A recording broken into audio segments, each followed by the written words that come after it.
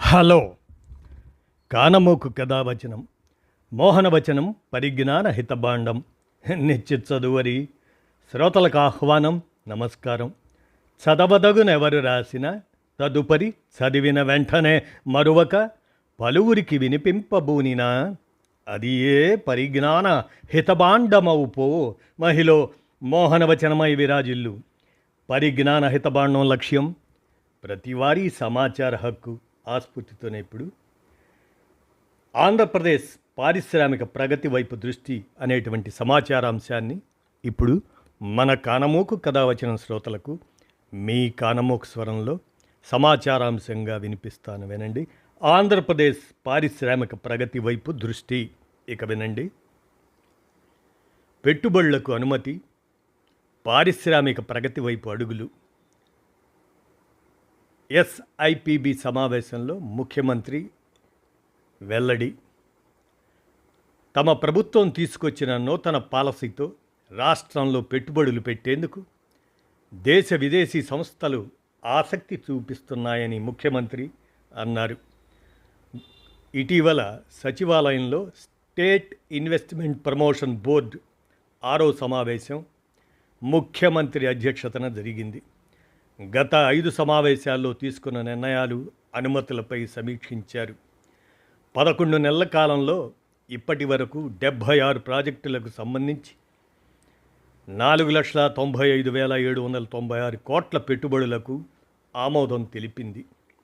వీటి ద్వారా 4,50,934 మందికి ఉద్యోగ, ఉపాధి అవకాశాలు కలగనున్నాయని పేర్కొన్నారు. తాజాగా జరిగిన సమావేశంలో 19 ప్రాజెక్టులకు 33,000 కోట్లకు పైగా పెట్టుబడులకు ఆమోదం తెలిపారు. ఎనర్జీ, టూరిజం, ఐటీ, ఎలక్ట్రానిక్స్ రంగాల్లో ఈ పెట్టుబడుల ద్వారా దాదాపు 35,000 మందికి ఉద్యోగ, ఉపాధి అవకాశాలు లభించనున్నాయని తెలిపారు. ఈ సందర్భంగా ముఖ్యమంత్రి మాట్లాడుతూ రాష్ట్రంలో పెట్టుబడుల కోసం ముందుకు వచ్చి ఒప్పందాలు చేసుకున్న సంస్థలు, ప్రాజెక్టుల శంకుస్థాపన నుండి ప్రారంభోత్సవం వరకు అధికారులు పర్యవేక్షించాలని, ప్రతి ప్రాజెక్టు పురోగతి నిరంతరం ఫాలో చేయాలని ఆదేశించారు. ఆయా సంస్థల పెట్టుబడులు, క్షేత్రస్థాయి పనులు స్థితిగతులు తెలుసుకునేందుకు డాష్బోర్డు తీసుకురావాలని, తద్వారా ఏ ప్రాజెక్టు ఏ స్థాయిలో ఉంది అనేది తెలుసుకోవచ్చునని తెలిపారు.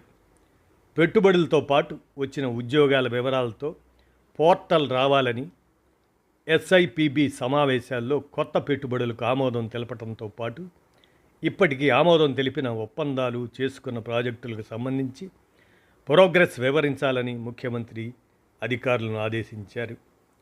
టూరిజం సెక్టార్లో హోటళ్ల కొరత ఉందని, పెద్ద ఎత్తున రూములు అందుబాటులోకి వస్తే పర్యాటకానికి ఊపు వస్తుందని సీఎం అన్నారు.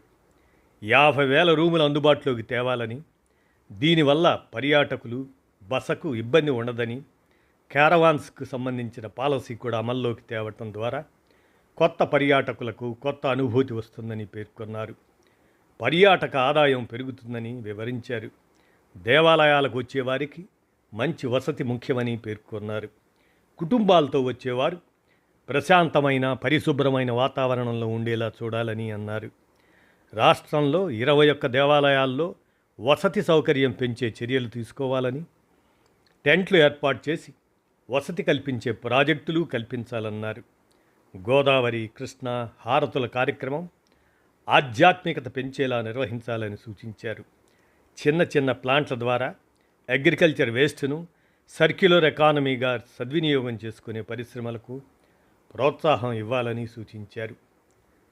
అనకాపల్లి జిల్లా కుమరవరం వద్ద డెక్కన్ ఫైన్ కెమికల్స్ 1,560 కోట్లు, రాంబిల్లిలో బ్లూజెట్ హెల్త్ కేర్ 2,300 కోట్లు, జూపిటర్ రెన్యూవలబుల్ ప్రైవేట్ లిమిటెడ్ 2,700 కోట్లు, అచ్యుతాపురంలో ఏటీసీ టైల్స్ 1,779 కోట్లు పెట్టుబడులకు అనుమతి ఇచ్చారు. అలాగే సత్యసాయి జిల్లా పాలసముద్రం వద్ద బిఈఎల్ 1,400 కోట్లు, కర్నూలు జిల్లా ఓర్వకల్లు వద్ద పియూఆర్ ఎనర్జీ 1,286 కోట్లు పెట్టుబడులకు అవకాశం కల్పించారు. తణుకు వద్ద రామభద్ర ఇండస్ట్రీస్ 228 కోట్లు, కృష్ణా జిల్లా మల్లపల్లిలో మోహన్ స్పిన్టెక్స్ 482 కోట్లు, తిరుపతి జిల్లాలో వింగ్టెక్ మొబైల్ కమ్యూనికేషన్స్ 1061 కోట్లు, కుప్పం లీఫ్లో 5 కోట్లు, ఏలూరు జిల్లాలో నితిన్ సాయి కన్స్ట్రక్షన్స్కు 150 కోట్లు, దేశరాజ్ సోలార్ ఎనర్జీ ప్రైవేట్ లిమిటెడ్కు 2920 కోట్లు, కడప జిల్లాలో యాంప్లస్ ఎనర్జీ సొల్యూషన్స్కు 3940 కోట్లు, సత్యసాయి జిల్లాలో బొండాడా ఇంజనీరింగ్ కళాశాల 9000 కోట్లు పెట్టుబడులు పెట్టనున్నాయి. తిరుపతిలో బెంగాల్ అల్టిమేట్ రిసార్ట్స్ లిమిటెడ్ 150 కోట్లు, స్రవంతి హోటల్స్ లిమిటెడ్ 327 కోట్లు, వరిన్ హాస్పిటాలిటీ లిమిటెడ్ విశాఖపట్నంలో 899 కోట్లతో హోటళ్లు ఏర్పాటు చేయనున్నారు. తిరుపతి జిల్లా శ్రీ సిటీలో డైకిన్ ఎయిర్ ఇండియా లిమిటెడ్ 2475 కోట్లు, కర్నూలు జిల్లాలో సెన్సోరెమ్ ఫోటానిక్స్ 1057 కోట్లు పెట్టుబడులు పెడుతున్నాయి. అలాగనే ఇంకా పరిశీలిస్తే రాష్ట్రంలో పరిశ్రమల జోరు 32,270 కోట్లు పెట్టుబడులు, 35,371 ఉద్యోగాలనే తయారీ క్రమం, తయారీ, పర్యాటకం, ఇంధన రంగాల్లో 19 ప్రతిపాదనలకు ఆమోదం. మరి ముఖ్యమంత్రి అధ్యక్షతన ఎస్ఐపిబి భేటీ జరిగింది. డాష్బోర్డ్ ద్వారా పురోగతిపై పర్యవేక్షణ, శంకుస్థాపన నుంచి ప్రారంభోత్సవం దాకా నిరంతరం పరిశీలన. ఈ బాధ్యత అధికారులదేనని అంటాం. పెట్టుబడులు, ఉద్యోగాల వివరాలు పోర్టల్ ద్వారా ప్రజలకు అందుబాటులోకి తేవటం. ఇలా 6 ఎస్ఐపిబి సమావేశాల్లో 76 ప్రాజెక్టులు, మొత్తం 4,95,796 కోట్ల పెట్టుబడులు, 4.5 లక్షల ఉద్యోగాలు. ఆ విధంగా పర్యాటక అభివృద్ధికి 50,000 హోటల్ రూములు అందుబాటులోకి తేవాలి అనేటువంటి అంశం. ఇవన్నీ కూడా ఆంధ్రప్రదేశ్ పారిశ్రామిక ప్రగతికి ఒక ఊపునిస్తున్నాయని అనుకోవాలి. మరి వాటిల్లో ఇంకా మనం ఈ పెట్టుబడులు వాస్తవ రూపం దలిస్తే 35,371 మందికి ఉద్యోగ అవకాశాలు లభిస్తాయి. తయారీ, పర్యాటకం, ఇంధనం రంగాల్లో 19 పెట్టుబడి ప్రతిపాదనలు వచ్చాయి. గడిచిన 5 ఏళ్ళు వారి ప్రభుత్వంలో పరిశ్రమల స్థాపనకు వెనుగడుగు వేసిన పారిశ్రామికవేత్తలు ఇప్పుడు కూటమి అధికారంలోకి వచ్చాక పెట్టుబడులు పెడతామంటూ ప్రతిపాదనలు చేస్తున్నారు. ఇక ఈ ఎస్ఐపిబి సమావేశంలో ఆమోదించిన పెట్టుబడుల ప్రతిపాదన వివరాలు పరిశీలిస్తే భారీ పరిశ్రమలుగా agri chemicals, fine and speciality chemicals తయారీ పరిశ్రమకు గ్రీన్ఫీల్డ్ సదుపాయం కల్పించడం కోసం Deccan fine chemicals India private లిమిటెడ్కు 7,608 ఎకరాలు కేటాయించాలని నిర్ణయించారు. ఈ ప్రాజెక్టు కోసం డెక్కన్ ఫైన్ కెమికల్స్ 2,560 కోట్లు పెట్టుబడి పెడుతుంది. 1,800 మందికి ఉద్యోగాలు లభిస్తాయి. ఇక Bharat electronics limited defence system integration కాంప్లెక్స్ను స్థాపించేందుకు ఆమోదం తెలిపారు.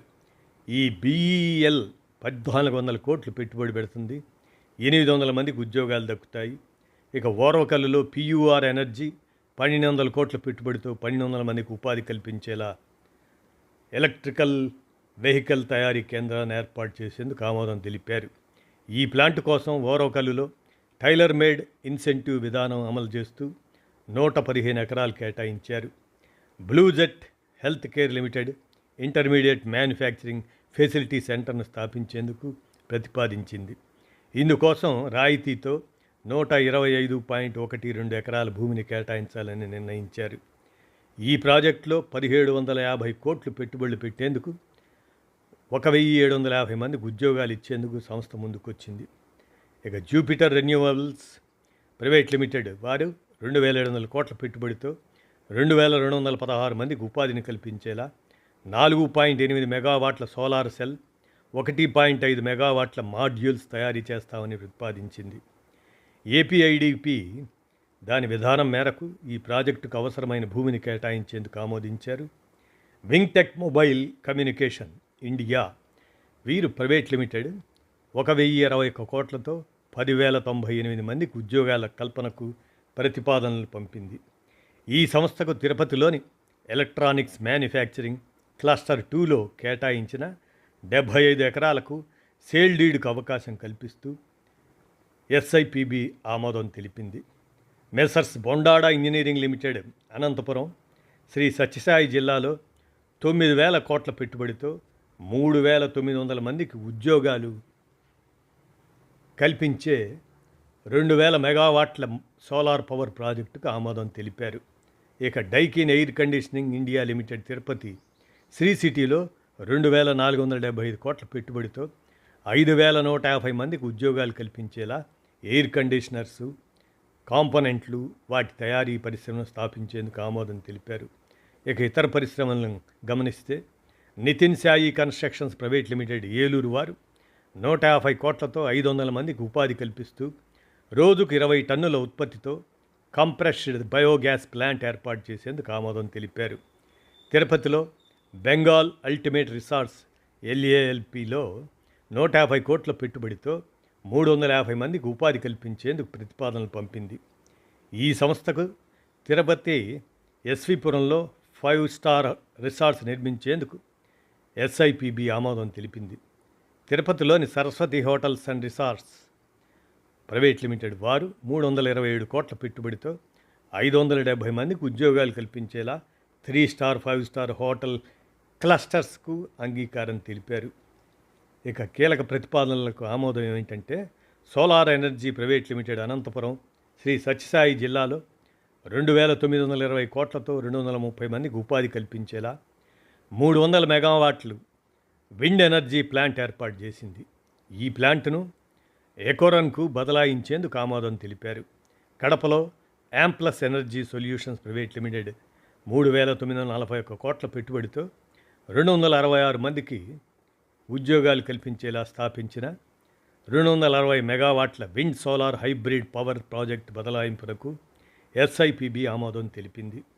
ఇక messrs Sensorem photonics India private limited creative sensors 1,057 కోట్లతో 622 మందికి ఉద్యోగాలు కల్పించేలా ప్రతిపాదించిన ప్రాజెక్టుకు 2024 నుంచి 2029 సంవత్సరాల పాలసీ ప్రకారం టైలర్ మేడ్ ఇన్సెంటివ్లను ఇస్తామంటూ ప్రభుత్వం మంజూరు లేఖ ఇచ్చిందేందుకు ఎస్ఐపిబి అంగీకరించింది.